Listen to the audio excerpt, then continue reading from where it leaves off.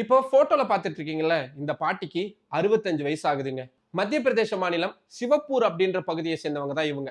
இவங்க ஒரு விவசாயி. காலையில 5 மணிக்கு அவங்களுடைய வயலுக்கு வேலைக்காக போயிருக்கிறாங்க. குனிஞ்சு அங்க இருக்கக்கூடிய கதிர்களை அறுத்துக்கிட்டு இருந்தப்போ, அங்க மறைஞ்சிருந்த நரி ஒண்ணு அவங்க மேல பாஞ்சிருக்கு. உடனடியா சுதாரிச்சுக்கிட்டு அதை அவங்க தடுக்க பார்த்திருக்கிறாங்க. இருந்தாலும் நரி அவங்க உடம்பெல்லாம் கடிக்க தொடங்குது. குறிப்பா அவங்களுடைய தொண்டையை எப்படியாவது கவ்வீரணும் அப்படின்னு நரி ரொம்பவும் முயற்சி பண்ணுது.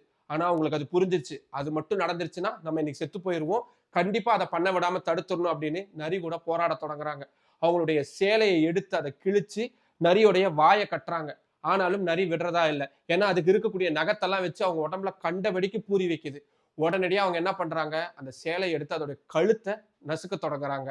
கிட்டத்தட்ட 1/2 மணி நேரம் அந்த நரி கூட போராடி கடைசியா அந்த நரியை கொன்னுட்டாங்க.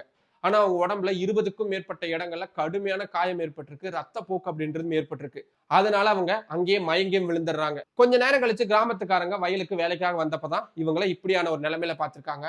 உடனடியா அவங்கள மீட்டு மருத்துவமனையிலையும் அனுமதிச்சிருக்காங்க. நல்வாய்ப்பா அந்த பாட்டி உயிர் பொழைச்சுக்கிட்டாங்க.